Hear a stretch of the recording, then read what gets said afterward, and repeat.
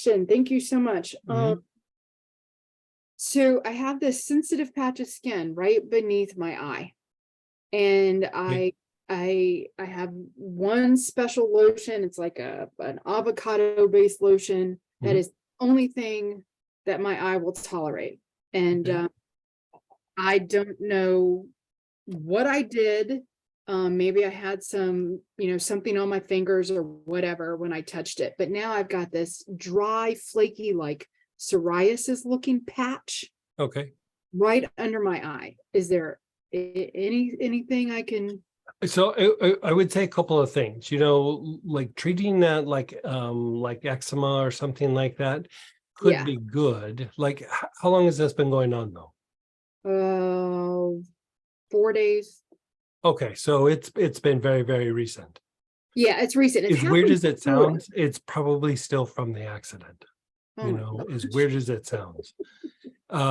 Because the thing that happens is, we injure the neck and we think of the motor nerves and the sensory nerves, but there can be some cranial nerves that potentially just get compressed.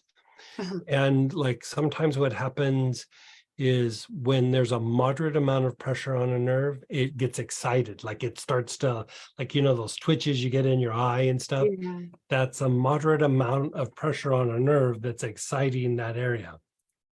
Then when you get an area with more than moderate amount of pressure, it makes certain areas go to sleep. And, you're probably dealing with a little bit of a compression somewhere where it's causing the skin to not quite function as well. And the nerve, like you said, can be extra sensitive or even become numb. And so most likely it will resolve itself with treatment of the other things. Okay. But what I would use right off the bat is, and it's probably not going to be an immediate like, oh, I find relief the first application, but I would use some spikenard on that. And Oh. spikenard does it does some things where it helps to regulate the skin. It helps to calm and soothe the nerves. It's in this particular case, it would be calming to the sensory nerve. Usually I'd use something like vetiver or sage. But here, because there is a skin issue, like I'd switch gears and do the spikenard.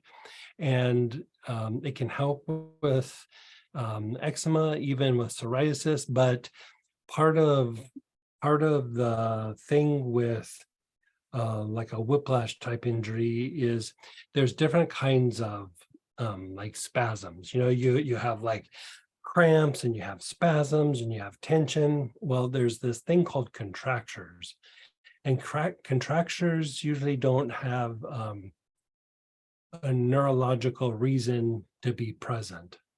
It's not like a muscles not getting blood or the nerve flow or whatever. It's usually because of an injury. It's because of a mechanical overload, from a muscle imbalance, from a structural misalignment. It's usually more along those lines. And your best bet in treating those are valerian and spikenard. Spikenard is much better for the skin than valerian. And so I would just go spikenard. So you get the skin, you get the thing that it does to the nerve. It would help with the contracture. And if there's a muscle imbalance or a structural overload with whatever's going on, it would actually help that. So it hits about 4 or 5 things that potentially could be causing that without it having to be rotated through a bunch of different oils to see what's going to work. Like that kind of shotguns, like 4 or 5, maybe even 6 things that potentially could be a problem. And it's pretty gentle on the skin. So should be well tolerated. Okay. Just put it on pure. You could put it in the avocado oil, just like a little drop in the avocado oil and rub it on. You could take a little tiny bit neat, like a drop, and rub it between your fingers and just kind of smear it on the area. Okay. Experiment to see what works best for you, but any version of that should be okay. Okay, thank Yeah, you so yeah. much. I'm full of gratitude. Thank you. Yeah, you're so welcome, and keep me posted, Okay, all I right. hope all the legal stuff's going okay, we don't have to go into that, but it sounded like it was a little bit of a nightmare, so I hope it's all going Yeah, better. it's gonna be a saga. Yeah, yeah, Yeah.